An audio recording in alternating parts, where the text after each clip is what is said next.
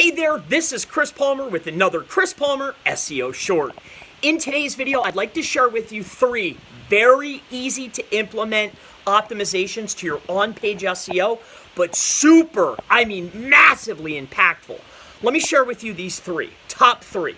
Number 1, the search engine title, or the title of your page.